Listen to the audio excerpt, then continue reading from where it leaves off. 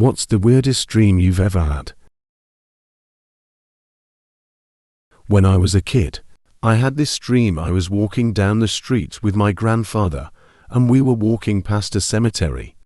In the cemetery, I spotted this one man standing directly in front of a gravestone, dressed in a suit and black tie, like the suit they bury a man in. He was just staring blankly ahead. I asked my grandfather, "What's that man doing?" He answered, "That's his grave, he's standing guard." I started to feel scared, so I tried to quicken my pace. I looked back over at the cemetery, and there were more people in the graveyard. Each person was standing over an individual grave, all of them dressed in black burial clothes. Some were men, some were women, and some were kids. I turned to my grandfather and asked, "And who are all those people?" "They live here. Those are their graves," he replied. By now I got really scared. I started to walk faster. I turned to check to see if my grandfather was keeping pace with me. He wasn't there. I looked around for him. He was standing with the other people, next to a grave of his own. I woke up in a cold sweat at this point. I don't know if you believe in an afterlife, but two very similar dreams that I've had made me think there is. In one of them, my childhood dog, that had been dead 4 years, told me that my grandpa would be dead within a week. Sure enough, 6 days later, my grandpa passed away from cancer. The other one happened years later, about 2 months after my other childhood dog died. In my dream, she's a puppy again, able to run insanely fast again. She used to run along the road near our house in the drainage ditch. She's so happy to see me. We play and cuddle in my dream. The last thing I remember is a brush suddenly appearing in my hand, and me brushing her. It was her favorite thing to be brushed. To this day, I am convinced that it was her way of visiting me to tell me that she was okay. I had a dream a year or two back when my son was 4 and my daughter was 2. We're in an old and worn kitchen. I can tell we're in some high-rise. The walls are dirty. We're hiding. It's just my wife and me. The kids are in bedrooms down the hall. We feel that terrible mix of trapped and safe that you feel when you are hiding. This is your typical zombie apocalypse. They're outside. Occasionally we hear them. Then I hear shuffling coming from inside. They are coming down the whole corridor. A procession of lurching flesh-eating horrors. At the front of them, stumbling and shaking, are my 2 children. I want to shut the kitchen door, but I can't. I watch them, fascinated. I know it is too late, but they are my children. At that moment, I understand why the family won't just kill their zombie loved one in the movies. Not because it makes sense, but because I cannot even turn away from them. Against all my judgment, and if I'm honest, against all my expectations, when they are only an arm's length away, I reach out and grab my daughter. It's okay. I can't take my son.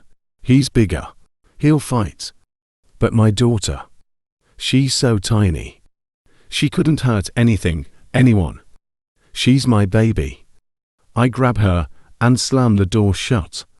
I hold her tight, and only when I put her down does she speak. Alfie told me to pretend to be a zombie. And I realize she lives and breathes, and I have my daughter, and for one moment all my prayers are answered. But then I realize, my son, he was so smart, he was so good, and he knew just what to do. He didn't just run, he protected his little sister, made sure she played zombie too, and brought her back to me. And I shut that door in his face, left him alone in that hellish corridor of monsters, because I was too blind to see. I woke up bawling. I don't think my wife had ever seen me cry before. It still tears me apart to think about. I've taken so much more time to pay attention to him since then. He never seemed to need it the way she did, and so I never realized how much he needed me, too. I had a really interesting one when I was younger, like early teens. In the dream, I woke up like normal and was getting ready for school. However, when I went to brush my teeth, I realized they felt strange, like there was air or some sort of fluid underneath them. I reached up to move one about, and it sorta just snapped out of my gums with a sickening popping feeling. Horrified, I repeated the process with several other teeth, each one coming out with the same disgusting feeling. I'd gone through several teeth before I finally woke up. I remember thinking that was odd, but by this point, I'd already heard about that sort of dream. Once more, I went about getting ready. As I ate my cereal though, I realized that my teeth still felt really weird. I ran into the bathroom and found out that my teeth were still falling out. I was still dreaming. This happened at least a few more times. The last time before I woke up, I didn't even bother getting ready. I just reached up and popped out my teeth immediately after sitting up in bed. I finally knew that I'd actually woken up when I reached up and tugged my teeth, and they didn't budge. That was the first layered dream and the first teeth falling out dream I'd had, so it stuck with me. When my dad got the terminal diagnosis, we turned my old bedroom into his temporary hospital room. That first night after he died, it was so quiet without the respirator. I thought I'd never get to sleep, but I think I'd been running on empty for so long that I just didn't get a say in the matter. That's all. Mom drugged my tea. I fell asleep before my head hit the pillow. That night I dreamt about him. In my dream, I awoke to the feeling of someone sitting on my mattress. Dad. He looked younger. We talked. He consoled me when I cried about how unfair it was, that he wouldn't be there for graduation, or my potential wedding. The sun was coming up. He said he had to go, so he opened a window. He stepped up onto the sill, and there he paused. He asked me to go with him, but I said I couldn't. Mom needs me, and I'm just too young. Maybe ask again in a while. He shook his head sadly and told me that he only gets to ask once. Then he kissed my forehead and I closed my eyes reflexively. When I opened my eyes, he was gone. I stood there for a long time in front of the open window. Then my mom came in and asked me what I was doing. It's winter, you'll catch your death. And that's how I found out I sleepwalk when I'm really stressed. When I was in high school, I had a really odd one. I was at my school and it was mostly empty, so I was just wandering around. I went into one classroom, and there were some other students dancing in a white fog. They were all kind of hypnotized. Then their eyes started bulging, and little white worms ate their way out through their eyes, and they just collapsed in silence. I ran out through the halls, and these creatures, like little grey babies, were hanging on coat hooks. As I ran past, they would watch me, then drop to the ground and start crawling in my direction, so I ran outside. The rest of the students were gathered outside, and beyond the buildings was just more of the white fog. Everyone was staring at one spot when a huge hand burst through the ground and slammed back down, crushing everyone. It was rotten and green, and looked like it was made of bodies all mashed together. It dragged itself back down and just left a huge hole behind. I walked to the hole and looked down, and everything went black. I woke up laughing. I still just don't know. A few years ago when I was in high school, I had this dream where I was sitting in a field just relaxing. A railway line is running through the field, and I notice a strange object sitting in the middle of the track. I go to investigate, and it's one of those ball-in-a-cup toys. The second I pick it up, the string suddenly wraps around me, and I'm bound to the rails like in a cliché Western movie. Sure enough, a train approaches. It's Percy, from Thomas the Tank Engine. He's charging toward me at full speed, and stops a couple of feet away from me.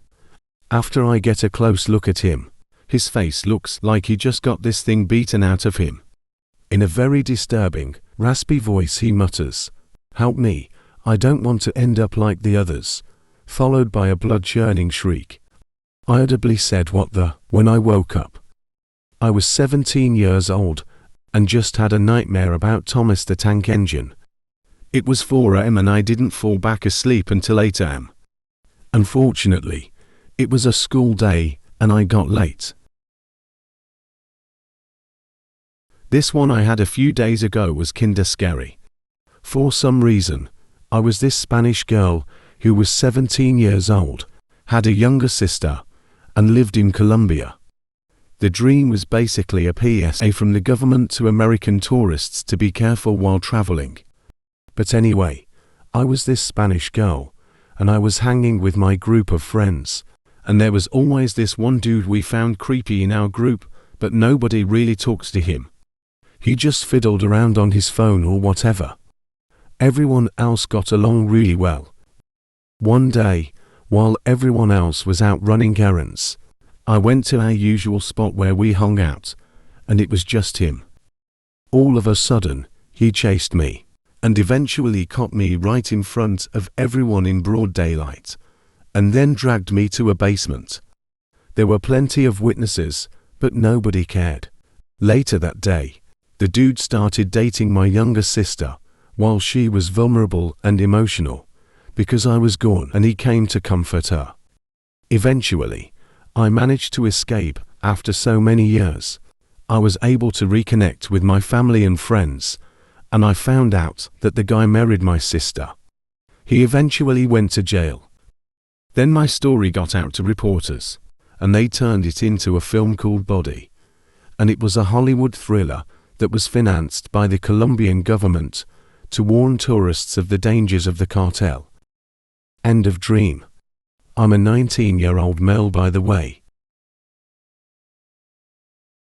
This recurring nightmare used to terrify me as a child, and I was always more afraid of the texture that the dream took on near the end, and I've never been able to explain it. Bear with me though. It always started the same, and was always very short. I'd be running flat out through a snowy, dead, and sparse forest along with other people. I don't see these people, but I can hear twigs cracking under their feet, and the rustle of leaves as we move in an absolute blind panic. And I know I'm running for my life, just not what I'm running from. Suddenly, I get to a clearing or a lake, look up towards the horizon, and a split second later it all turns bright white, everything in sight withers and shrivels up, and the air takes on that texture. Everything is rough and smooth at the same time, hot and cold, thick and thin. I'd then wake up sweating and whimpering. My hair is standing on end typing it out right now. I was around 7 years old when I first had this dream, and was far too young to understand what this might parallel in real life. Being older, I also now realize that what child me thought was a snowy landscape was actually ash, covering the ground and in the air. Weird, I know. Later that day, I found out that many people had this exact same feeling, even with different dream content. There must be something at work in the brain here. No idea what though. This is one from my dream journal, recorded in 2014. At some undetermined point in the near future, it came to be that there was a disease of some kind on Earth that only affected the human population. At first, the effects were relatively minor, however disturbing. People started having fingers or toes fused together, or occasionally, an entire hand or foot would grow into itself, and become a clubbed mass, which was fairly useless. As the sickness progressed, it became clear that the entire population of the planet was afflicted, and a cure could not be found, in part due to the fact that the scientific community was no more resistant to losing the function of their hands, making research increasingly difficult. It also became clear that a rare few were immune, although it was unclear why. As people lost function, society began to collapse. Drivers and pilots could no longer transport people or goods around the world, and resources became scarce. Somehow I had been either part of a team, or aware of a team that developed an inoculation against the disease, although there was only one dose, and no one left to mass produce it. As the entire research team was already past the point of no return, I was the one to gain immunity. I wandered alone for some time, observing the degradation of the human race, with no way to halt or even slow its progression. As larger portions of the body became melded and useless, the bones would begin to dissolve, leaving a useless, gelatinous mass. People often became sedentary at this point, and gave up pretending that their lives weren't over. Others were compelled, possibly by some degradation in their brains, to climb trees and sit on the higher branches. All the afflicted were extremely resentful, all the lucky few who were immune, myself included, but could barely move and, in some cases, no longer speak to hurl insults at the unaltered passers-by. The originator of the technique had been working on electronics, either as a hobbyist or electrician. It was unclear, and had accidentally shocked himself with a low voltage and reasonably high current. It was enough to cause some pain, but not permanent damage. He found that by electrifying himself every day, he could halt the progression of the fusing and, in a few minor cases, reverse it. Most were beyond salvation when he discovered the technique, but the few that weren't joined him in a small, but slowly expanding band of travelers. I join up with the group, and we travel round, finding people who are immune, or electrifying the ones who can be saved. It is not long before the majority of the population is completely broken down, though. Hat remains are boneless piles of skin and organs, their features all gone except for a gaping, lipless, toothless opening where the mouth used to be, 6 or 8 inches across, emitting a faint red glow, and continuously breathing in. The people who had managed to make it into trees, before completely succumbing to the disease, had sufficient muscle left to stretch along a branch and prevent themselves from oozing onto the ground. I still don't know how I could remember all those details after waking up.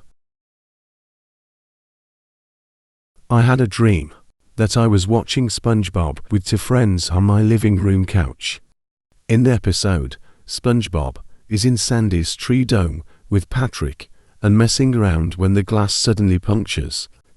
Instead of water filling the tree dome, everybody and everything is sucked out as if they were in a spaceship, and there's a hole pulling everything out into the vacuum of space. Suddenly, I find that my friends and I are also being sucked into the TV, and blackout. I wake up on an alien ship in hostile captivity. My friends are dead. The aliens ask some vague questions and make some threats. After some back and forth arguments and a lot of gibberish, they point a laser at Earth and blow it into dust. After some further bickering, they eject me into space to rot in the debris of my once home. For some reason, I can breathe in the vacuum of space and just float on for a while. After a while, I find myself surrounded by a cloud of dust that used to be Earth. My fingers shimmer as they sift through the remains of everything that I knew. Weirdest dream ever. I had sleep paralysis in a dream. I am pretty well researched on the subject, and I am sure that I did not experience sleep paralysis itself, but rather dreamt I had. Anyway, in the dream, I was in my grandma's bed, going to sleep. When I drifted off to sleep, I was stuck in this black void. I couldn't see or move or feel anything. I was floating, paralyzed in a void of darkness. Then I sensed something else was in there with me, something extremely evil. It was circling me, sneering at me, feeding off my fear. I enjoyed it. It was whispering dark, horrible things in my ear. When I was young, if I woke up from a nightmare, I would scream my mom's name. Yelling for her was so comforting. I knew she would come, and everything dark would go away, and I would be fine. The only thing I specifically remember the demon saying was this. He circled around me, leaned into my ear so I could feel his breath, and he whispered, Do you wish you could scream the name of someone you love? And he let out a terrible, sinister laugh. He was feeding on my most primal terror, and it was almost getting him off. I started to feel like, if I didn't get out of this void right now, I might never leave. This demon might take me over, and I'll never wake up. Amazingly, I was able to wrench myself free from the void, and woke up back into my grandmother's bed. Only now my best friend was sitting on the foot of the bed. I said I had a horrible dream, and he turned to me and said, "Did you know it's demon possession day?" And I just screamed at the top of my lungs and woke up. Scariest dream I have ever had in my life, because of how starkly real it seemed, and how the demon taunted me with such deep, personal fears. The scariest part, to me, is that demon is real. It is a part of my own mind. And what part of my mind would taunt me in such a way?